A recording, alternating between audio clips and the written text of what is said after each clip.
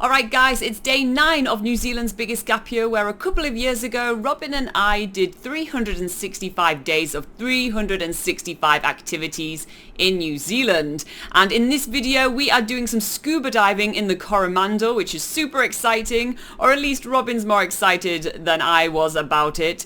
But yeah, we will go through this video and answer some questions that we received on the video so we can sort of give you more details and fill in any gaps that we missed during the first publishing of this video, so enjoy!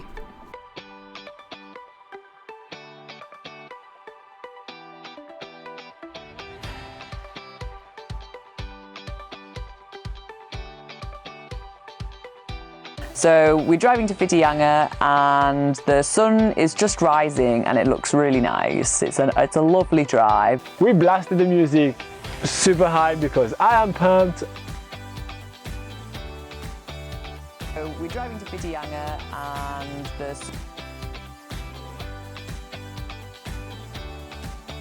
then we suit up, which requires a wetsuit, some flippers, a mask, some booties, and you know, all the other shit. Oxygen tank and BCD and all that stuff.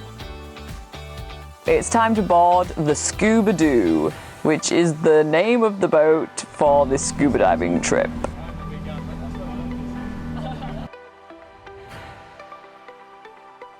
So now we're leaving the Whitianga harbour, and today is really not the best weather day, right? There is no rain, there is not that many clouds, but hell, there is a lot of wind, and hell, there is a lot of waves. I can get on with it for hours, I have no issue, I actually find it fun, I'm having a blast, I'm standing on the boat. But Laura, on the other hand...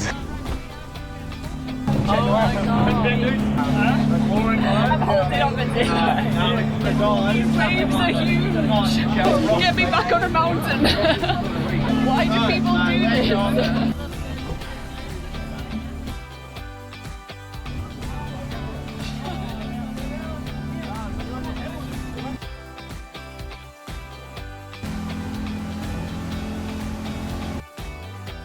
We finally get to what we're all here for, to dive at the Mercury Islands. The skipper, Daryl, parks the boat. I don't really know any terminology when it comes to boats. He reverses into his parking spot in the ocean.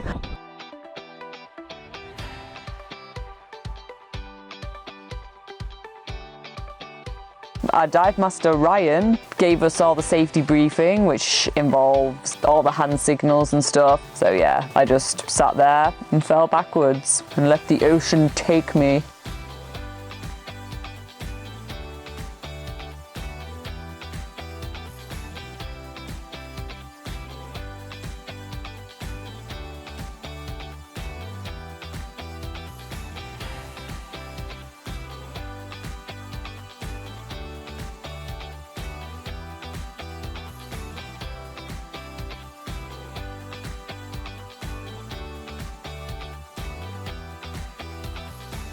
We go down the chain and what do you know?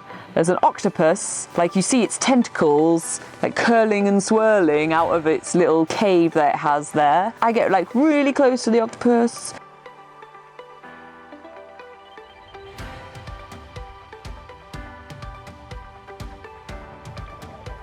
There's actually quite a lot of fish down here, lots of schools of fish. It's quite cool to be amongst the kelp forest and swimming through all the green seaweed and stuff, and as it all floats with the current.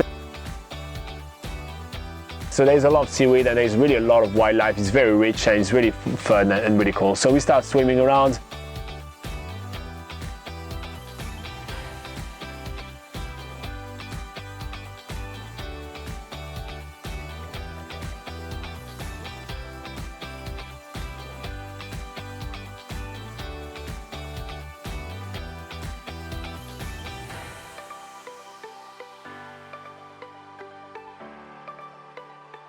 Ryan is pointing out crayfish, and so we're just like, ooh, ooh, and Robin's like getting all up in the crayfish's grill with his camera and scaring it away, ruining it for the rest of us. but it's all good because there's loads of fish everywhere. Some of them surprisingly aren't even scared of us. You just sort of sit down in the middle of the sand, have your camera in front of you, and they just like come up out of curiosity to the lens of the camera and swim away. And there was even a few fish that I saw that were like all fighting over a shell right in front of my face, which was really cool.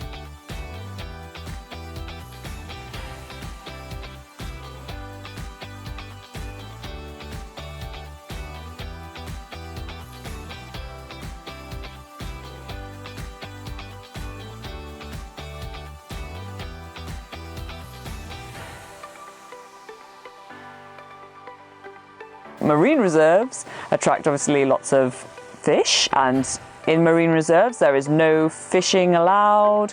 It's only there to look at. You are not allowed to touch any or take any shells or take any sand.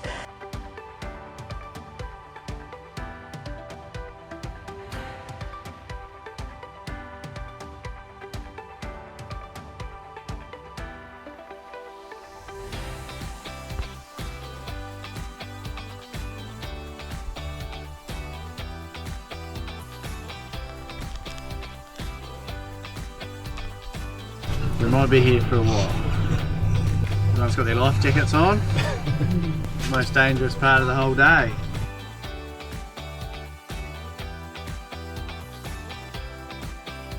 So we get back to Whitianga, unload the boat, try and peel the wetsuits off our skin.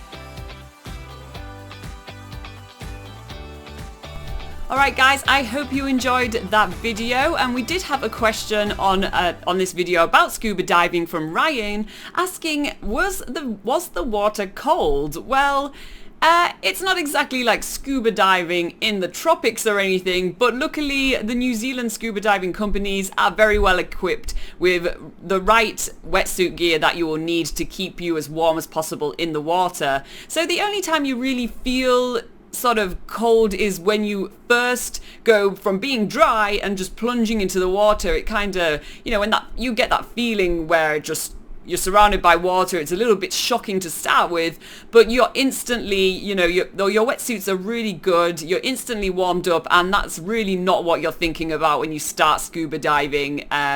So yeah, I mean, if you're really scared about being cold and wet, I mean, you are going into the water, which is a bit cold and wet. So if that's something that scares you, then probably scuba diving isn't really suitable. But honestly, if you're just enjoying scuba diving for what it is, seeing amazing marine wildlife and just enjoying that sort of stuff, then the coldness of the water really doesn't really get to you. It's more after, when you get out of the water.